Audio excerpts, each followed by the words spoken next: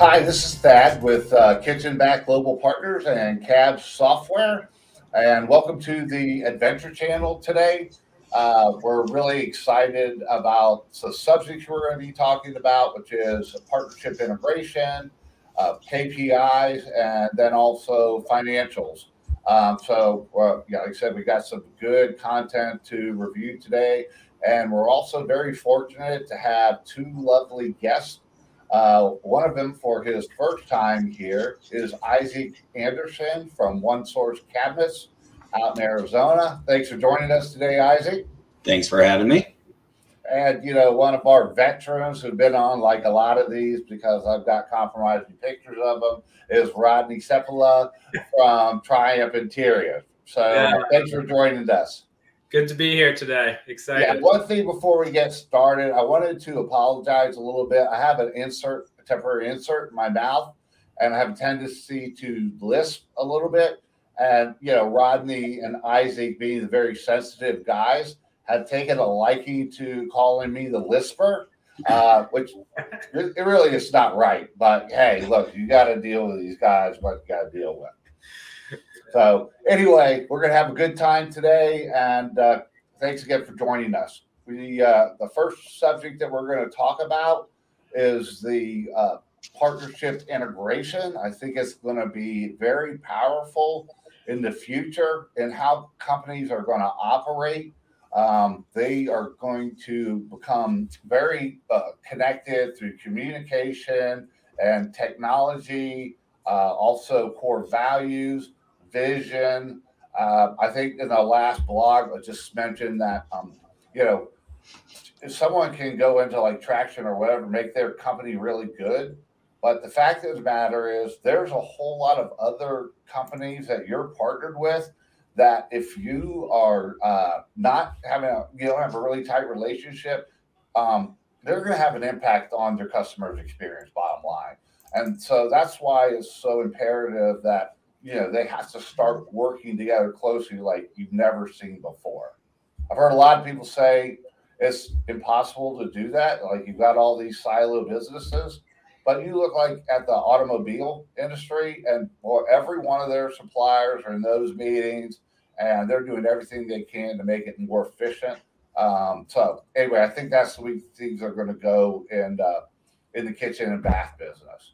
The one thing I did want to mention on this screen, two things actually, is the group traction meetings, which is really all about process improvement. We're trying to bring these teams together, kitchen and bath dealers, along with manufacturers, and then we'll start incorporating fabricators and everybody, again, that's involved in how the business works and how the customer experience is going to roll.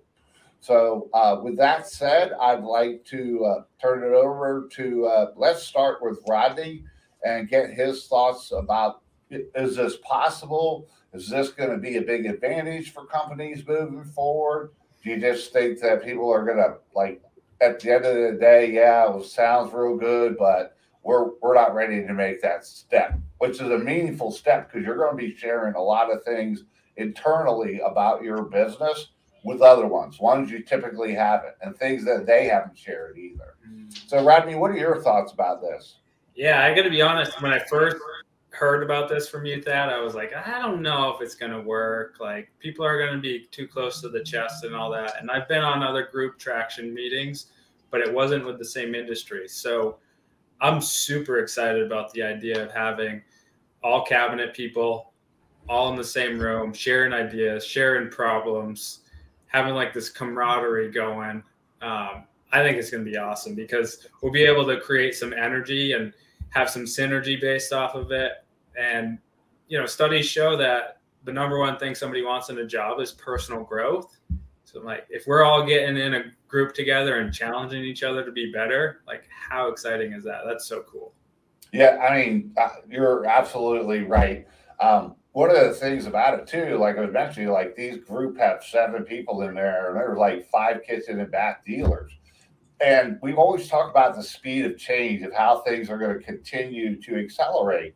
And it's going to be difficult for companies to stay ahead of this thing, right? They're going to like be bombarded by all kinds of technology and things that are going on with consumer behaviors out there.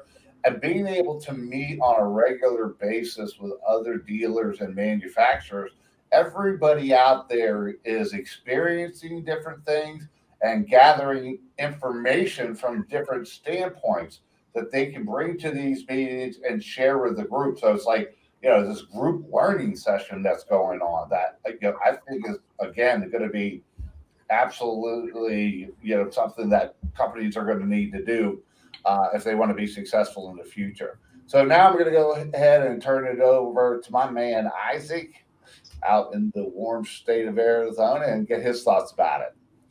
Well, thank you, Thad. So as a manufacturer, just having that ability to get realistic or real feedback from dealers, contractors, subs that you're working with on a regular basis, I think that's super valuable.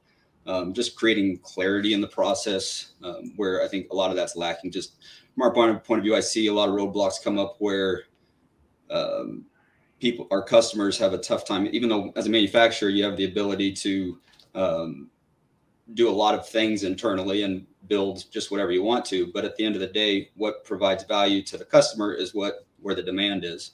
So if you can find what you do well that the customers want, and the best way to do that is communication. So I think this driving communication will really help this in the meetings. And as like if you're talking to dealers and they're looking at you as a partner, as a manufacturing partner, they want to know what you do well, where you make money. Because ultimately, if you're making money doing something well and it's what their customers are looking for, most likely that's where they're going to make money as well. It's something that you can do a great job at, make money at, and everyone's successful at the end of the day.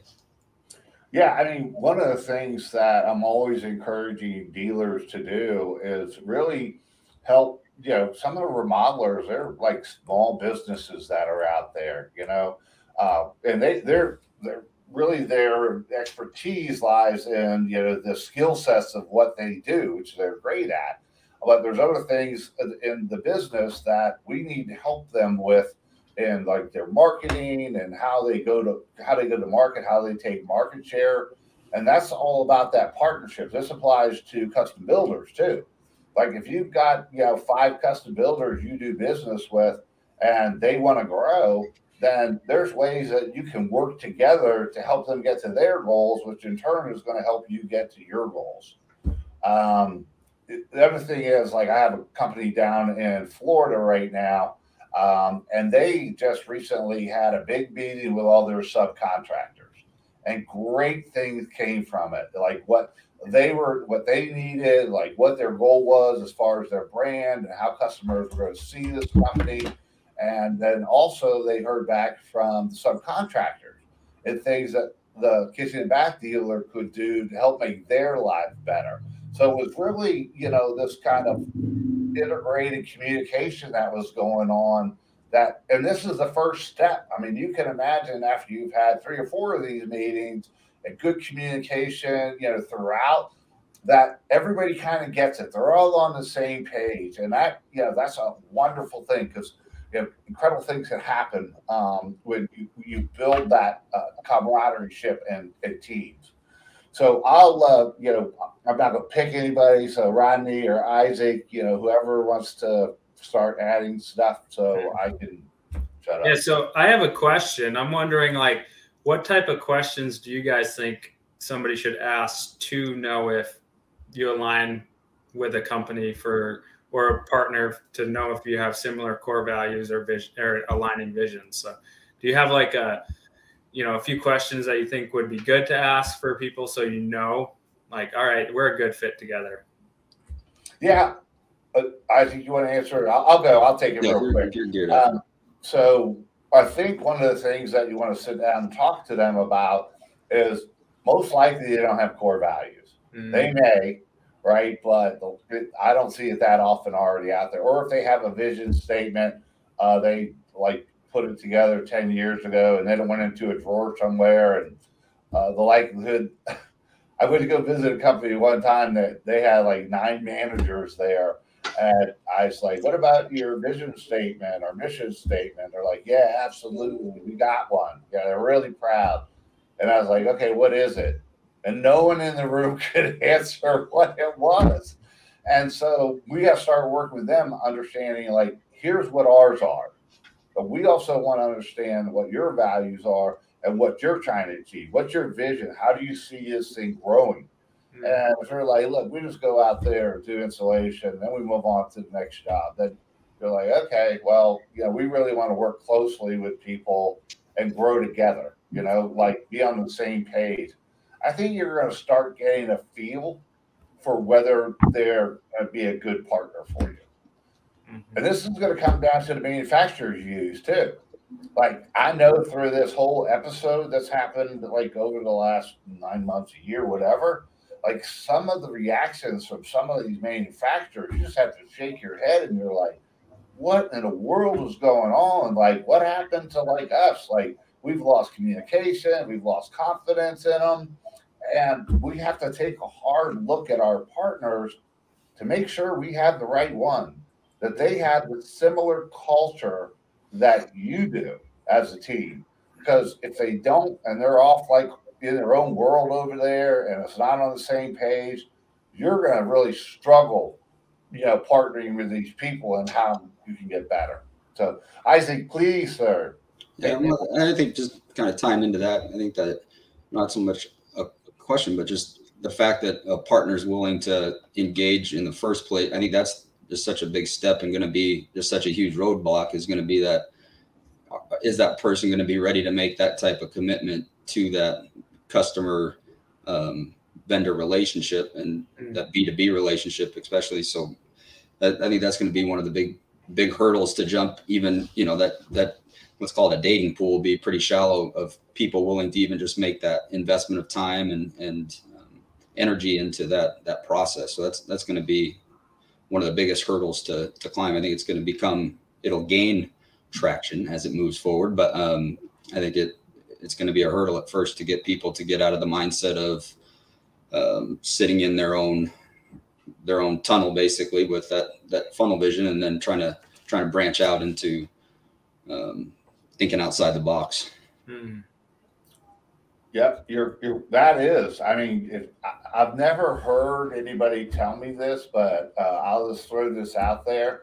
I'm too busy right now to work on my business. And then the question is like, when are you not busy? And they're like, well, never. So you're never ever going to work on your business, but you're going to be successful long term.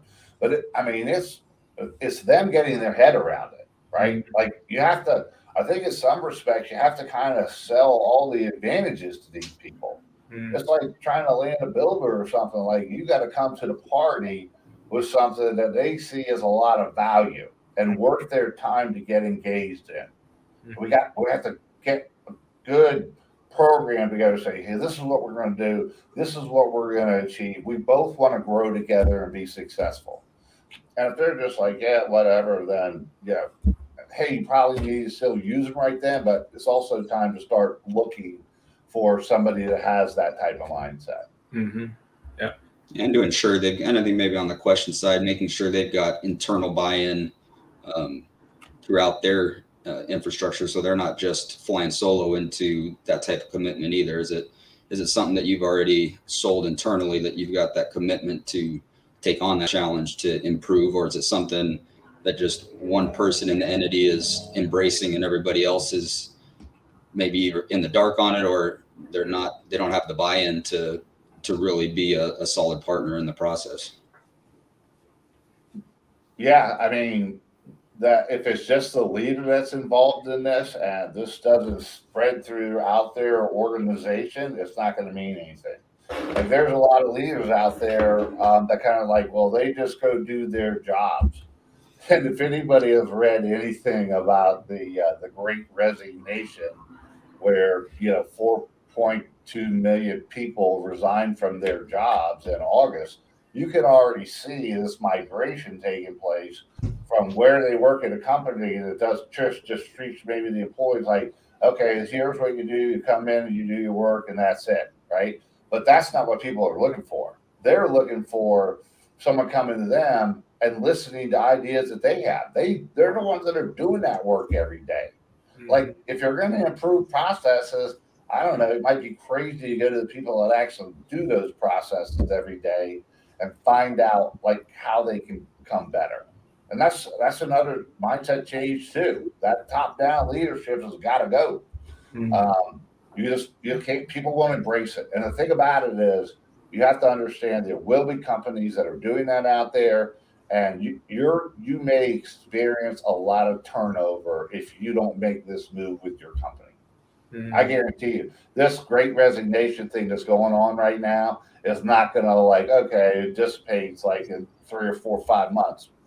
No way. After COVID, people have really taken a hard look at where they work and their life, and they just want to enjoy it more. And that means working at some place that, you know, is flexible and works for them, and they really, you know, are, again, engaged in it.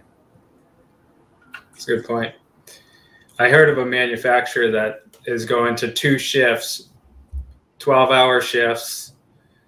So they'll have 12 hours a day, Monday through Wednesday is one group. And then the next group is Thursday, Friday, Saturday, 12 hours. So they're really only working 36 hours, but they picked up a whole another day of the work week. And then if the employees want the overtime, they take it.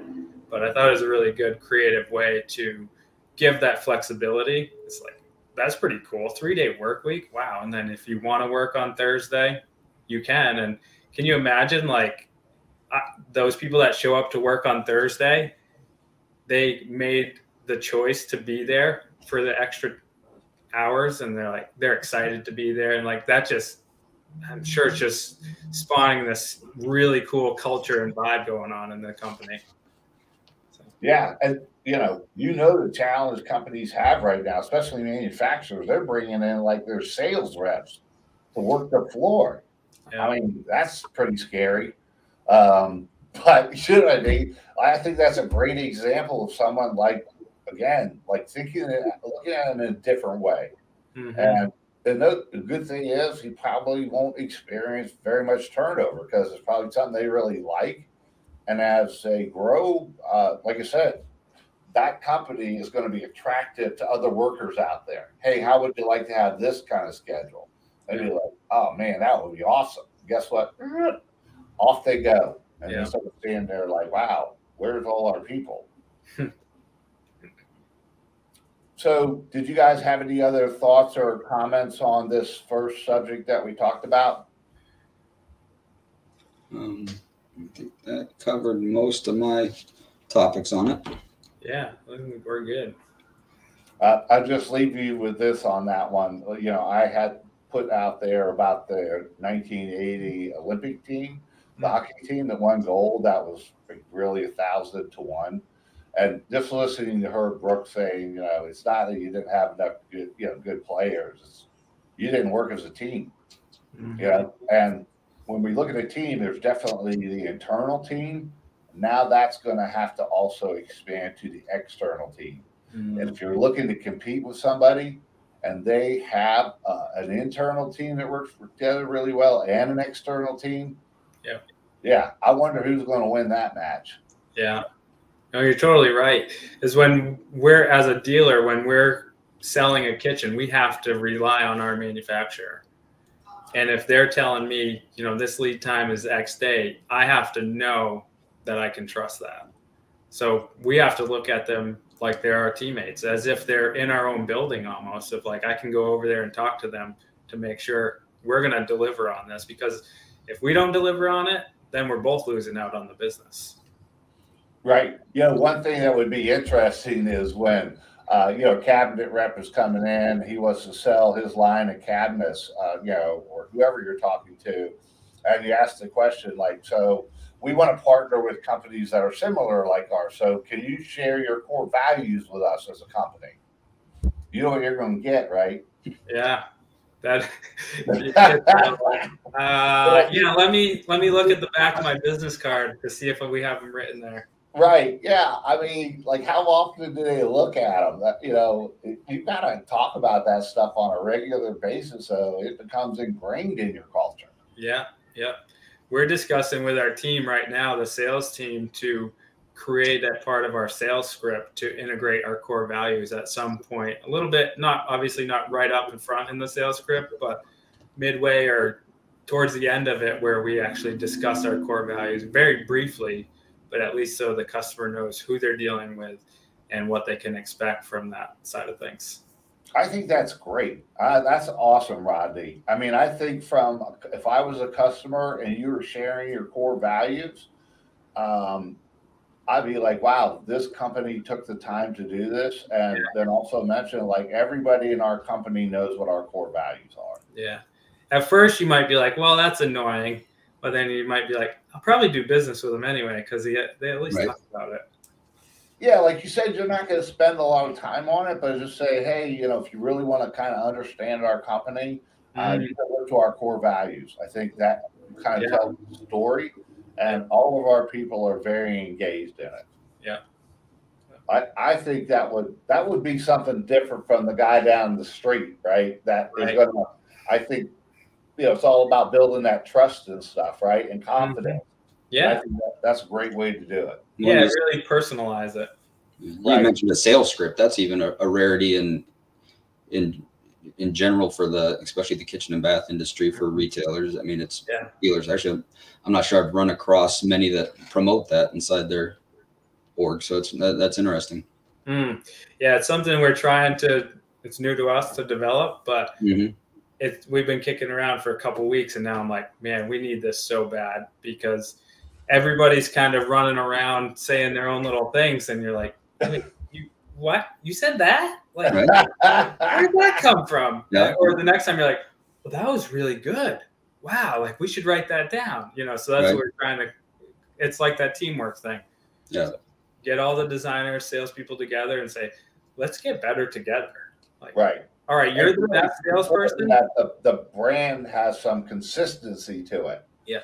You know, that every touch point you're having with a customer kind of reinforces what you guys are all about. Yeah. Yeah. And in our sales meetings, I'll call the top performer out and say, how are you doing it? What's your secret right now? You know, and sometimes they have an answer and sometimes they don't, but it's like getting everybody thinking on that level. Yeah. Sharing best practices, you know. We should be learning every day. Like, we have to be students today. Yeah. Things are, I mean, I say it so much, you know, I know people are sick of hearing it, but in the next 5 years, you just watch what happens. This industry is going to turn upside down. And if you don't have the basics in place, like the processes and systems, and then you got to convert all these things, but you don't have a clean backyard, you know, you got to go clean that first and then build the culture there. And I mean, that's time consuming. It never takes overnight. And while you're doing that, those other companies that have already done it are moving forward on other things, embracing new technologies, attracting best talent out there. Yeah. Owners just have to take it serious. I don't know what else to tell them. No, I agree completely. It's kind of like that. You ever see that visual of the recession? It's like great companies are pedaling downhill as fast as they can in good times. And then by the time they hit the uphill or the recession, they already crested the hill down to the other side of the good economy. So it's like they get that momentum going and they keep it going so they can ride through a recession, which I'm not saying there's a recession, but we don't know what's going to happen. It's a pretty crazy environment right now. Right. I don't think the boom is going to last forever. I mean, you look over history, like you say, I've seen some of this go on, not just this. So, anyway, well, great. This is a great discussion. You guys have a lot of good insight. Are you guys ready to move on to the next one now? Yes, sir. All right. David, you throw up that screen for us. This is like promotes probably one of the scariest things to businesses out there in our industry. Every time I just talk about KPIs, I've seen owners just run out the back door. I obviously kidding in a little bit, but you know, if you're going to improve as a company, you have to have like KPIs and ways to measure it. Otherwise, improvement is just like, oh, we feel better about it. But that's not going to last. That's not a model that's realistic. you've got to have what you understand in the industry, where the averages are, and where you are. But you have to have these things in place, and you know, that's how you continue to measure how you're getting better. I move on with these guys here real quickly, but I was working with a team yesterday, and one of the people we were talking about, where should you set your closing ratios, and I was like, well, 50% plus. And someone said, well, you know, in our industry, that's high for the average. I was like, well, yeah, I didn't know that you guys were planning on being average. I was like, wait a second, let's take a step back. We look at the bell curve, and there's a lot of people in the center, right? They're all in the same box. They don't stand out. Like, if that's the goal, then, you know, I think we need to have a different discussion. Like, we want to get down here and be the best at it, and the best is better than what average does. The closing ratios have to be that high, but you got to be able to measure them. Yeah. A gross margin for a person, man, that is like, I've worked with some companies recently, and they're like, well, we're struggling. I look at a gross margin per person, and it's like 100 or less or 110. I'm like, that's not going to cut it. 110,000, you know, it should be at least 150 plus. So, Matt, can you explain to everybody how to calculate gross margin per person for actually, the layman like I made it up, and I was hoping nobody would ask me that question. Okay, so gross margin per person is taking the combined gross margin that the company made. You know, you could do it like through September if you want to, and then, you know, divide it by 9 and then push it out to what it's going to be for the year. Or you could look at last year and see an annual combined gross margin that you generated. And then you take the number of people that are involved in the sales. That's going to be a sales manager. That's going to be sales people, designers. That's going to be any support people that they have. If you have project managers, that's another person that's going to be in there in that head count. And if you have installers, and those installers are not going up in cost of goods sold, then they also need to be counted in that head count, because they're artificially increasing the gross margin dollars because there's no cost against those sales. So did I explain it well enough, guys? You did. I would like to add that if you have installers, they probably should be tracked as cost of goods sold, because how else do you put them on any type of performance plan if you're not tracking how much each job costs you to install?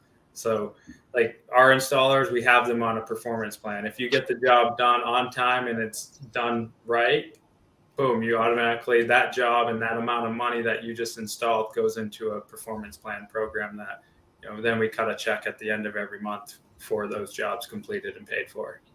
So.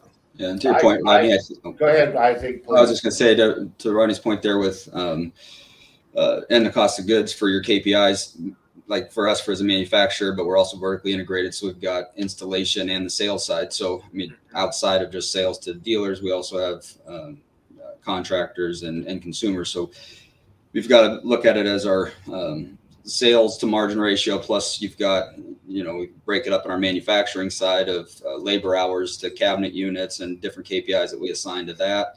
And then as well as the service side for the installation, like to Rodney's point, basically what he just said as far as performance indicators of how well they do on the installation process. And then you've got maybe three different subgroups to quickly define how you're doing as a whole, and being able to look at those numbers and have those indicators that you can quickly glance at and realize, well, this is how well we're doing. This is where we're falling behind, and being able to, it's a pretty macro look at your business, but kind of dividing it or separating it out into different aspects and understanding what it relates to in your business. I think that helps you get a clear picture of what's lagging and what's really striving. Yeah. Right. And you're a little different because you are vertically integrated. But, you know, I think at some point, you know, when you get to the option of having a set cost in there and then, you know, dividing it out, I know manufacturing a little bit different, but, you know, hopefully given whatever you're doing as your measurements, if it gives you a great great clarity and metrics to be able to look at. I mean, that's what matters. Yeah. Yeah. And, just if the KPIs, I mean, I've seen recently people out there with gross margin erosion. Okay. Margin erosion, just real quickly, is like, let's say that you're selling something and you're selling it for 2,000 and it costs you 1,000. You get 50 margin, but at the end of the job, you have $200 extra, and so it's now 1,200, right? In cost of goods sold. And that's margin erosion. That's something you weren't like anticipating as a cost, because when you marked up your cost of goods sold, you say, okay, it's going to cost us 1,000. We want to have a 50 margin on this. I'm just using that as an example, right? But again, you have to look, where's the job end? If the job ended at like $1,200 in cost, then you had 10 margin points taken from that. So what was 50 to start off with ended up at 40. And one thing I also say about margin erosion is that those are the hard costs. The hard costs are things you actually have to pay. The soft cost of the people having to fix whatever it is, reorder, go back out to the job site, whatever, is about double that number. Well, especially in this environment with, like you were saying, with labor and then also material availabilities, back orders, and that. I mean, the amount of strain that's putting on businesses right now across the board, manufacturers, all the way down to like Rodney as a dealer, the time it takes and the overhead required to what used to, because I mean, I think Dad used to say is what, 2.5, 3 trips per job was kind of the average, somewhere in there. Yep. So, I mean, take that and now you're almost doubling it, because you've got to go back for back ordered parts. You don't have enough labor to make that one install that you had to make with 2 guys. Only 1 guy could go out and make it. You have to go back to put on materials because contractors are behind on their portion of the jobs. So all of that adds up to, you've got to really stay ahead of that margin erosion that happens just on that amount of overhead due to circumstances you can't necessarily control, but you've got to figure out ways to mitigate that erosion, and then also have your customers understand your plight. I mean, you don't want to, obviously it's not their fault, but at the same time, you've got to understand, well, this is why this new process is in place, to be able to keep our prices lower, even though our raw good costs are going up all the time, or our finished goods prices are going up from our manufacturers all the time. This is why those prices are going up, so they don't think, hey, these prices are just going up and service is going down. They've got to, you've got to mitigate that somewhat. Yeah, that's a really good way to look at it. It's interesting too, because it circles all the way back to key partners and aligning with the right vision and core values, because there's some companies out there that don't care about service. They don't care about delivering a cabinet to the job undamaged or complete, and so it's like, oh, well, it's on the dealer or it's on this other guy to go back and put the doors on, or go back and do this. And it just 2 to 3 trips can turn into 6. And every one of those trips costs hundreds of dollars, because your mileage and your employees' time. And it's pretty wild. So yeah, key relationships, teammates. Right. And sharing those metrics, like, if you really should be able to get down to the point to understand how much margin erosion is caused by a certain manufacturer. And rank them and go to them and say, you know what? This whole thing was a test for everybody. Like, the sales ramped up after COVID, it went crazy. And the really good companies that had better systems, better processes, better cultures, fared better through this thing. I'm not saying it was perfect, but you can imagine when this thing hit and a company didn't have those things in place, or a little bit more chaotic, all that did is like raise it 10 times what it used to be. And that's to Rodney's point. Like, this, you start finding out, like, who are the really good ones, who are communicating, who are those future partners. And that's so important, because if you have the wrong ones and they're causing a bunch of issues, guess what? It's going to just go and impact the customer experience and your brand and also all the additional work your team has to do to get around, like the workarounds on issues that manufacturer is causing you. Yep, you got to fire them. That's the bottom line, because otherwise it reflects on you as a company. Like Isaac was saying, the customer, it's not, they don't really care, because it's they want the job done at the end of the day, and they don't really want to know all the ins and outs of your business. They want their kitchen done, and they want it done right. And so if we're teamed up with people that can't deliver that, we got to make that hard choice and say, all right, yeah, they're not going to deliver, so we can't do business with them. And even sometimes it hurts, because we'll refuse to sell a product that somebody wants. And sometimes you'll lose business by doing it. But in the end, I think ultimately you're way better off. Yeah. Well, yeah, establishing realistic expectations. Go ahead, Isaac. I'm sorry. Oh, sorry. No, I was just going to say, just developing realistic expectations, and that's that communication upstream to know what everybody can accomplish and what's going to be repeatable, and understand capabilities and communicate that downstream, so that everybody's prepared for the best process to get to, as you said, Rodney, a complete project, the finished timeline under, because most of the time, you know, the expectation, if we delivered our timeline in 4 weeks, but it's incomplete compared to somebody else's 8 weeks complete. But we don't specify that up front, that, hey, you know, I'm going to get it to you in 4 weeks, but there's some materials that they're just not available in that time frame. But you could get started on your project. Is that something you want to do, or do you want to just set your 8-week timeline and just have a complete product at that point? Both could be, depending on which customer you're dealing with, both can be positive outcomes. Yeah. But if you don't communicate that up front, then you've got a customer at 8 weeks yelling at you because they don't have their XYZ parts, because you didn't communicate them to them. Well, my 4-week lead time didn't mean that you're going to get everything. Right? Yeah. Yeah. So amazing how just that little bit of communication, you can go and then compare that to somebody else that was doing the 8-week timeline. You got your project started sooner, which what I thought you wanted, but didn't communicate that up front. So now we're not sure if that's what you wanted we're not on the same page. Yeah, that's a good point. It's all about that good communication. Yep. It's funny. I was, one of the things I think business owners, managers, whatever, are going to have to understand is that once they get these core values in place, they can't be wishy-washy about them. Because all that does is kind of diminish that whole culture inside. Someone asked me the other day, they said, so I have a top salesperson that's out there that does really well with customers, sells a lot. But when he comes back, like the way he treats the other people around here, I've talked to him about it. It's just, unacceptable. But he's my top salesperson. What do I do? Like, what do you mean? What do you do? Why don't you walk over to those other employees and just tell them, hey, look, I know this guy doesn't live the core values, but he sells enough to make an exception for us. If you sell enough, then you don't have to follow our core values. Like, just be honest. You're being like a hypocrite otherwise. Yeah.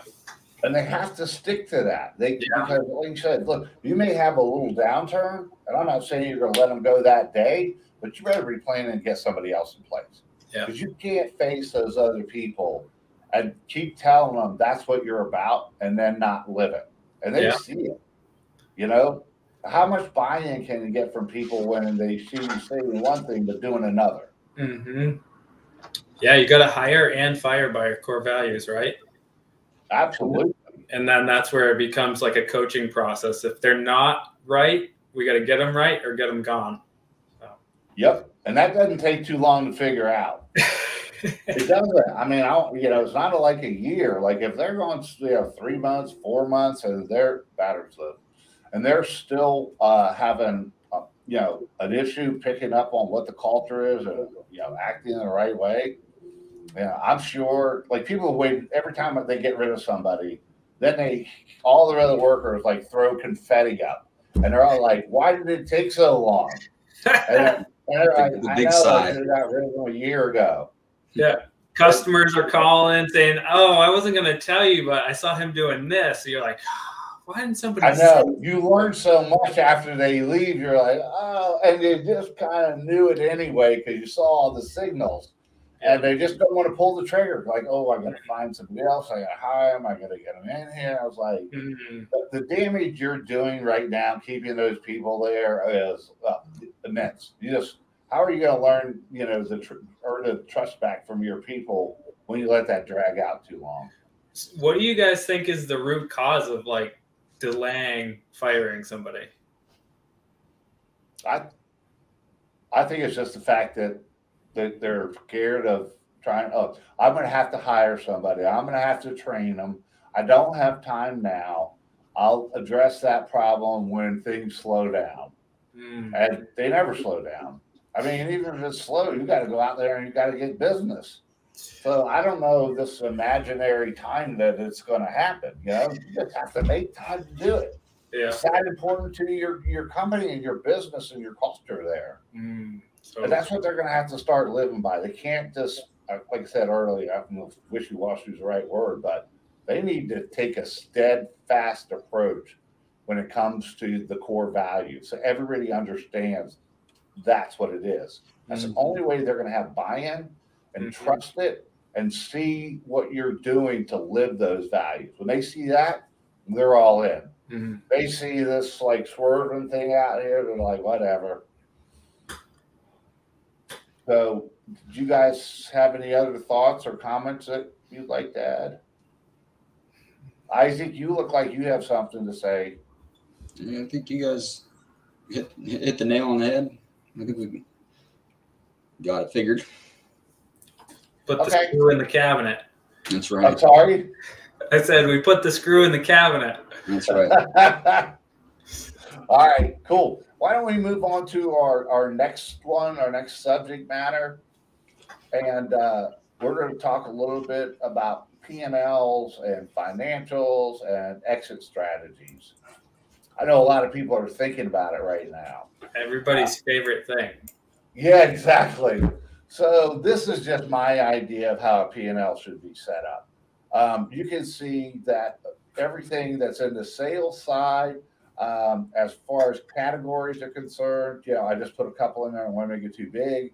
And then they have a duplicate cost of goods sold that's in the same order as they are above them.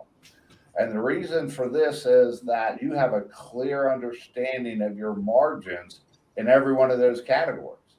Like I've seen like sales up there, and then you get into cost of goods sold, and they're named all kinds of things. I don't even know like what they're supposed to be like comparing to in the sales side. So you need to get them in order and make sure that cost of goods sold goes to the right category. There's no other way to look at this thing. And then you see in this particular model, the average gross margin came out to 36. Here's the other thing I rarely see out there, which I would absolutely encourage people to start doing this. You need to lump expenses because you need to understand what those metrics are that are out there that you can compare to other people. And you also need to understand what they're going to add up to. And the expense side, they are also, just like margins, they are also a percentage of sales, right? So in this particular model, I take direct selling costs, which are salespeople, sales taxes, commissions, insurance, auto, whatever.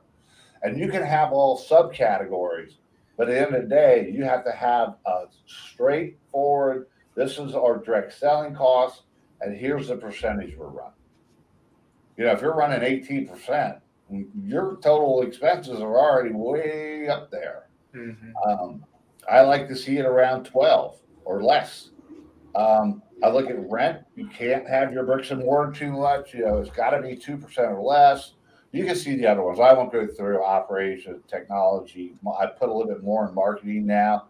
I used to be a one seller. Now I'm a two seller because marketing has so many different aspects to it now. And that's, I have to just say something about a website. I went out to someone's website that I'm just started working with, and they had a blog out there that was from 2016.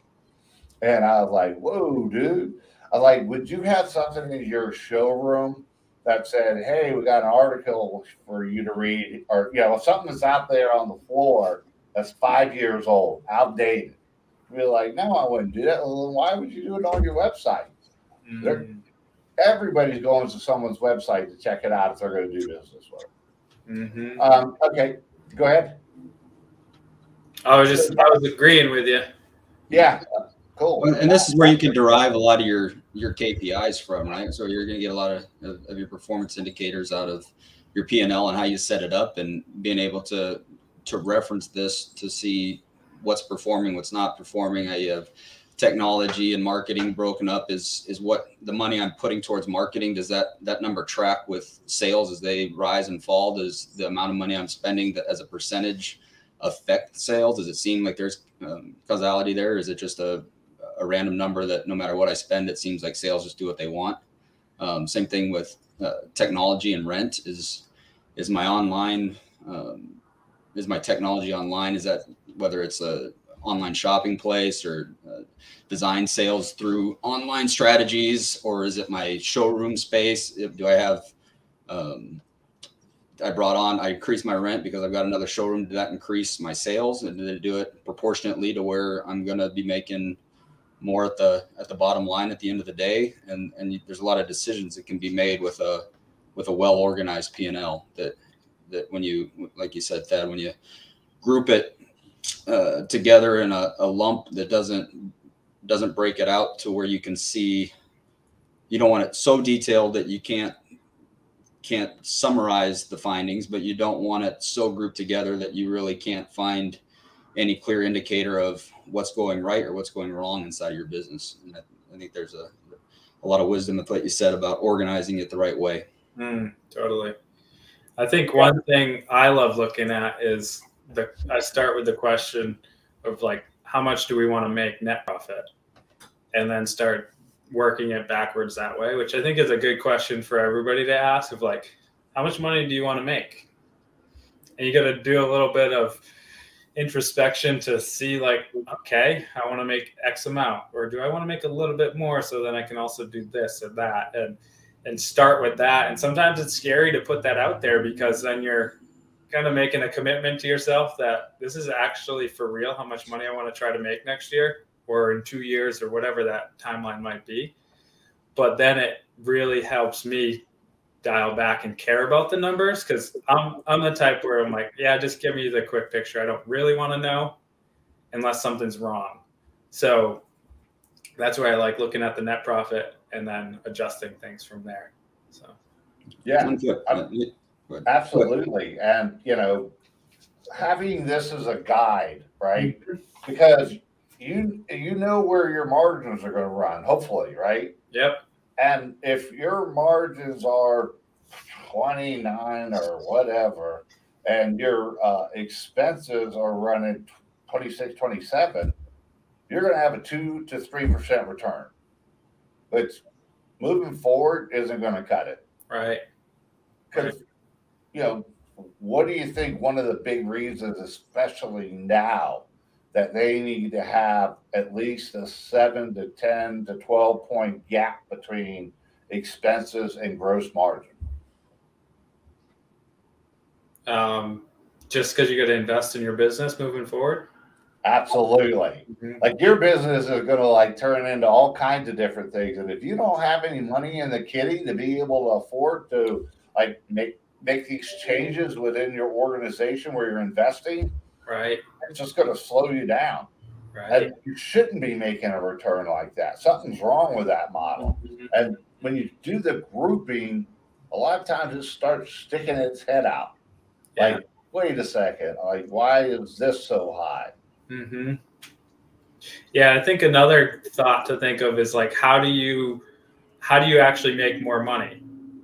One of two ways. You either increase your prices or save on your expenses, right?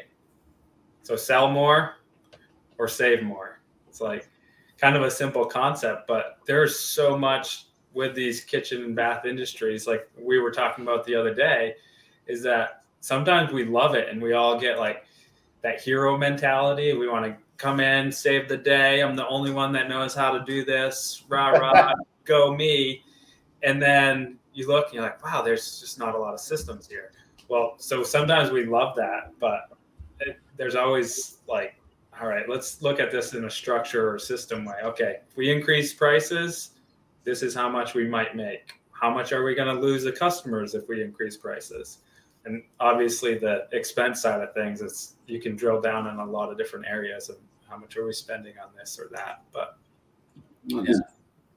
If you look at throughput, and again, which is basically sales, and as you're pushing that through your business, it's not necessarily, even if your plan is to stay where you are financially, which, you know, if you're not growing, you're dying. But if you are just in that mindset where you're not really growth oriented, if you don't try to think about, well, how could I handle more sales, and what would that take, and where could I put that on my people right now? If your people and your processes are so maxed out that you couldn't conceive to put on another 10, 15, 20% of throughput, then you're in a big hole already. So it's not even looking at necessarily cutting expenses or that. It's more like, how do I handle more sales? And if I'm going to take on more, what am I doing right and what am I doing wrong? And if you're already maxed out right now at where you want to be, that means you're in a bad spot. So you're talking about like looking at efficiencies then to grow sales throughput. Yeah. I mean, really, it is. I mean, when you look at it, like how much like is like lost in the process, not only in the margin erosion side, but all the manual processes that are in there. Like you're trying to get these people up to 150 in gross margin per person, and they're faxing in orders to a cabinet place. I'm like, what? You're never going to get there with that.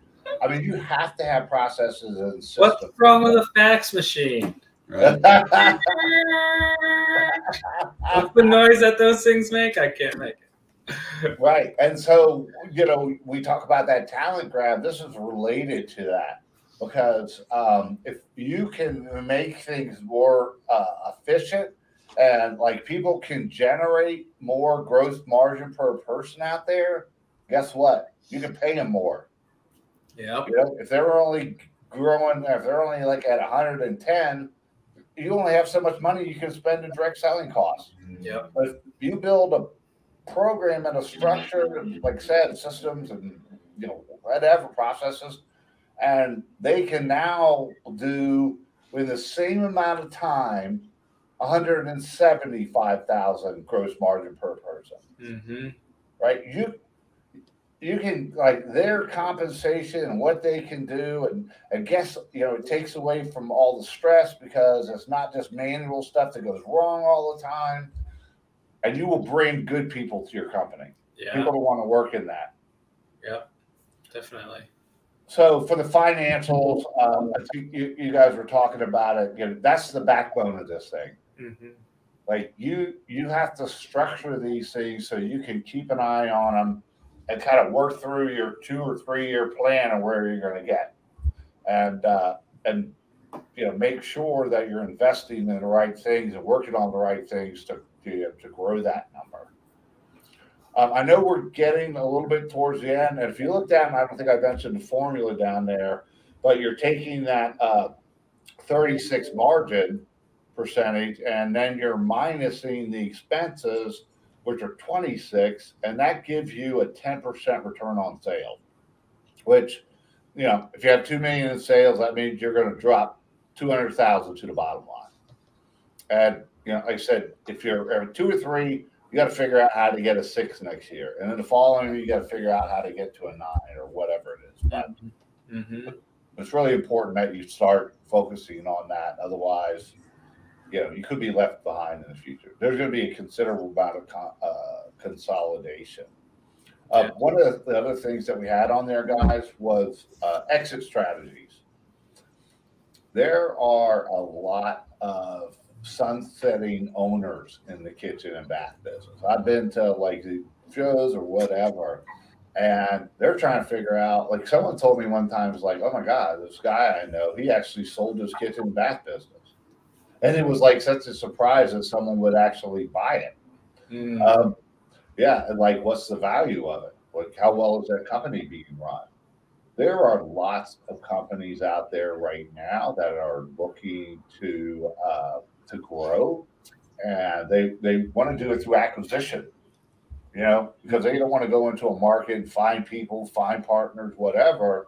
It's attractive, but they don't want to get a fixer-upper. Mm-hmm.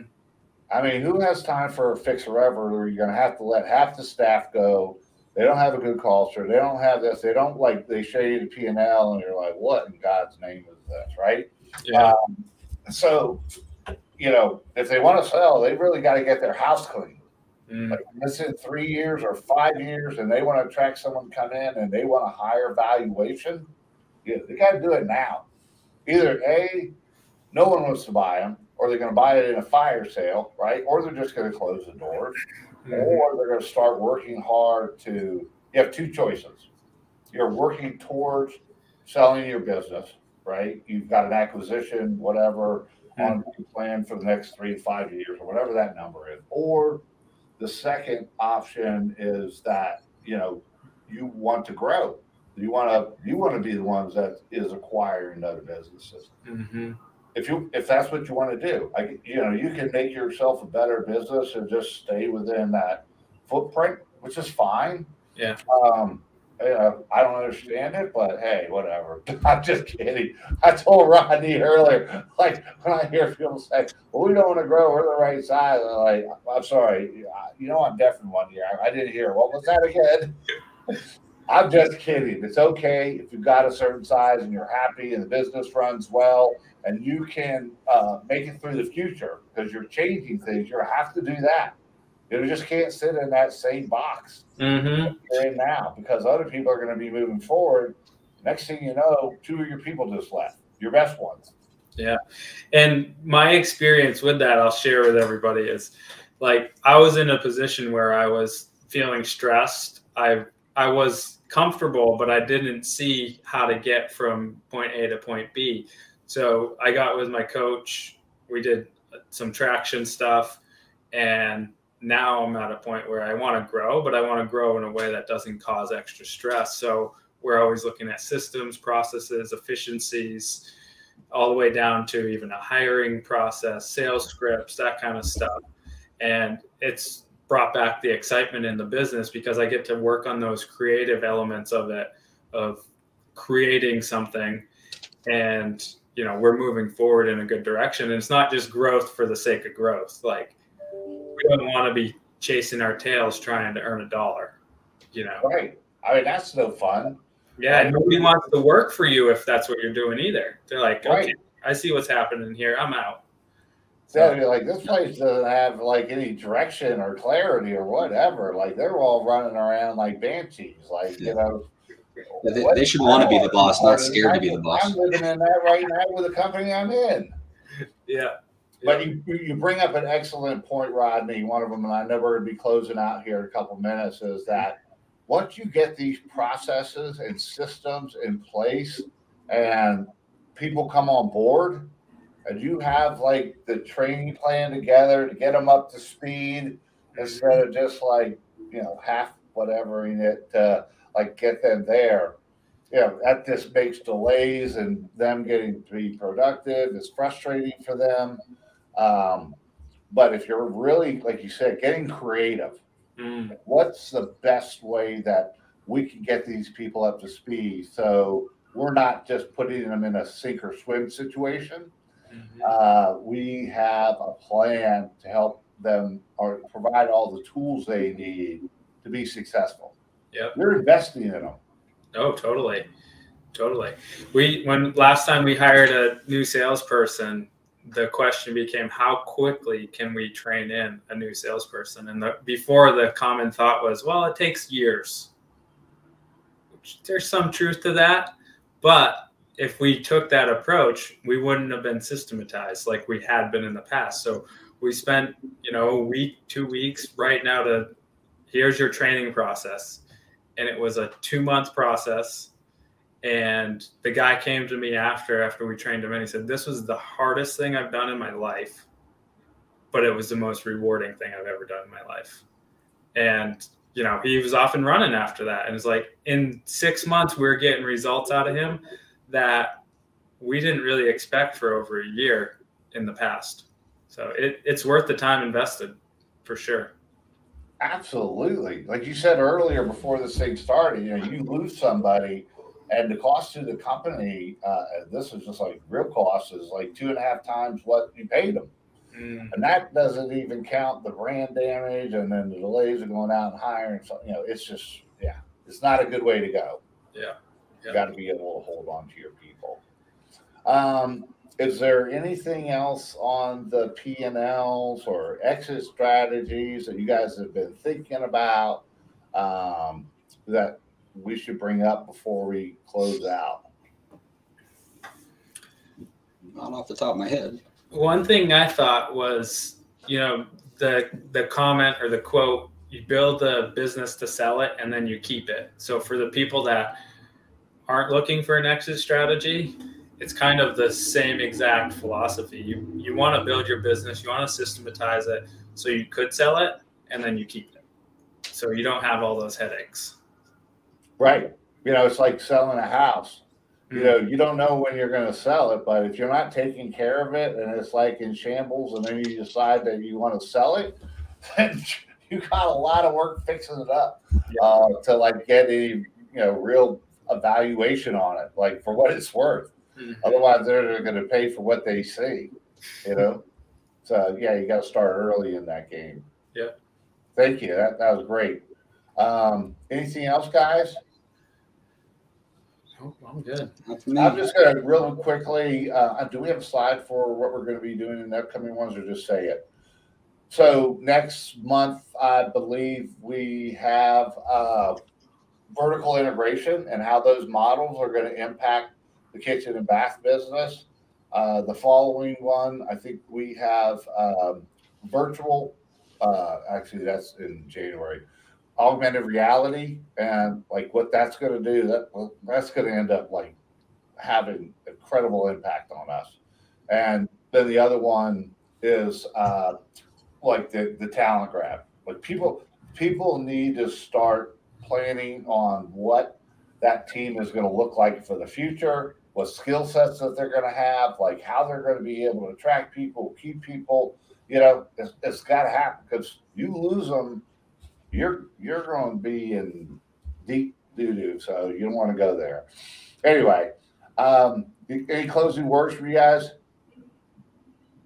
I just appreciate the opportunity to get on here with you guys. Yeah, absolutely. Hey, Isaac, thank you so much, brother. Thanks for joining us today. And as always, Rodney, did a great job, both you guys. Thanks for having me. Being on here too. Loving it. All right, guys. All right. Listen, guys, I'll talk to you soon. You have a great afternoon. See you later. All right. See you guys.